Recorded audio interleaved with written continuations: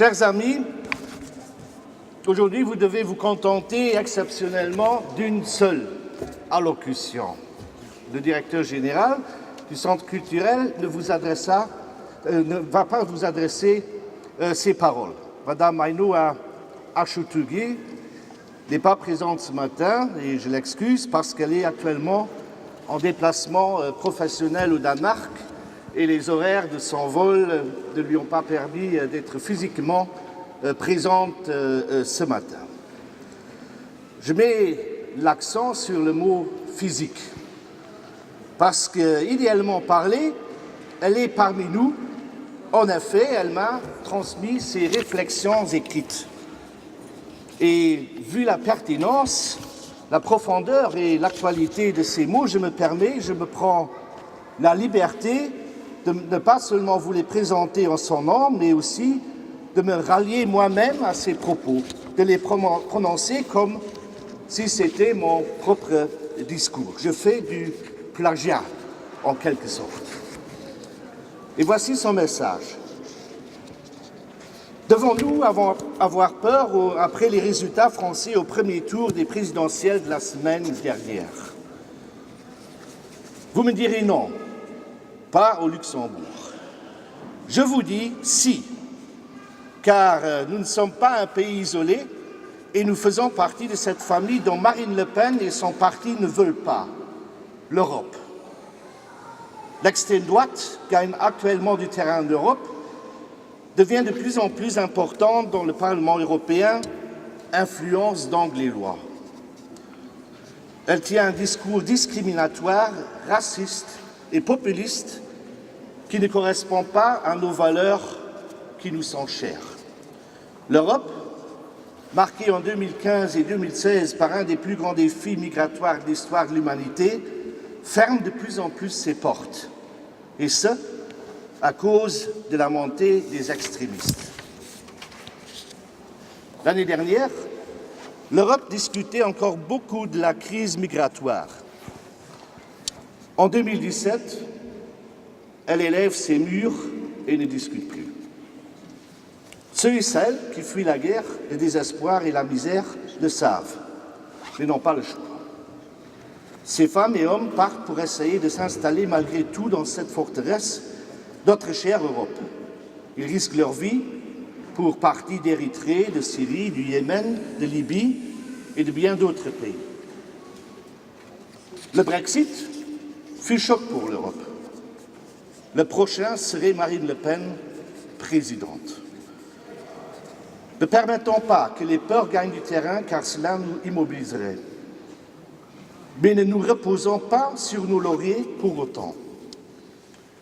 Aujourd'hui, 1er mai, nous serons plus de 3000 personnes à nous retrouver ici à Neumünster pour montrer notre rejet du discours de haine contre nos frères et sœurs demandeurs et bénéficiaires de protection internationale. Nous savons très bien que nous sommes toujours des étrangers, comme eux, quelque part. Tout le monde est étranger, personne n'est illégal. Le terme d'illégalité pour un être humain n'existe pas, car les droits de l'homme valent pour tous et toutes, et notamment le droit à une vie digne. Il y a encore quelques décennies, ce sont les Européens qui fouillaient. La plus grande crise migratoire a eu lieu durant les années 1940, avant et après la Deuxième Guerre mondiale. Dans les cas voûtés, ici à Neumünster, vous pouvez visiter actuellement une magnifique exposition thématique sur les Displaced Persons. Après la libération en 1945, au moment de l'ouverture des camps de concentration, que s'est-il passé avec ces milliers de femmes et d'hommes? Qui les a secourus? Où sont-ils allés? Comment sont-ils arrivés chez eux? Sont-ils arrivés chez eux? Le lien avec notre présent est évident.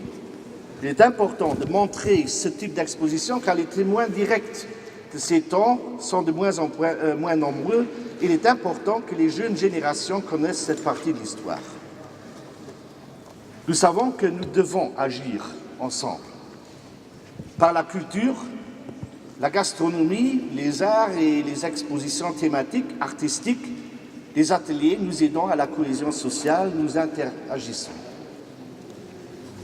Ne permettons pas que le discours de haine stoppe ou fasse ralentir l'inclusion des demandeurs et des bénéficiaires de protection internationale, des migrants et migrantes des pays tiers, mais aussi de nos voisins européens. Le discours de la solidarité doit prendre le dessus. Ne partissons pas au repli identitaire fêtant le multilinguisme du Luxembourg. Chers amis, aujourd'hui, la météo essaye de nous jouer un mauvais tour, mais elle ne réussira pas à nous empêcher de vivre avec les hommes, les femmes et les enfants de différents pays et cultures, de différentes couches sociales et professionnelles, de différentes générations et de conception du monde, une journée formidable, pleine de convivialité et d'échanges encadrés par un programme culturel, culinaire et de loisirs très riche et très bien choisi.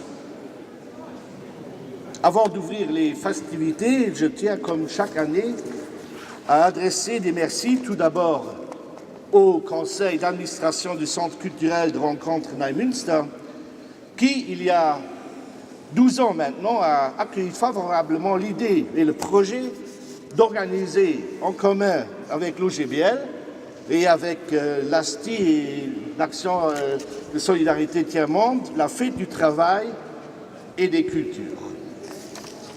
Je tiens bien évidemment à remercier le directeur général et toute son équipe, les membres du personnel du centre culturel. Ils sont toujours au rendez-vous et sans leur engagement exemplaire, notre fête ne connaîtrait pas un tel succès.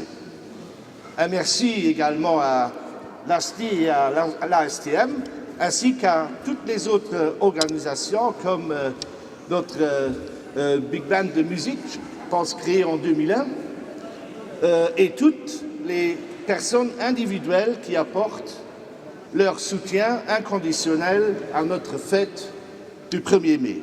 Et maintenant, j'ai assez parlé, passons à l'acte.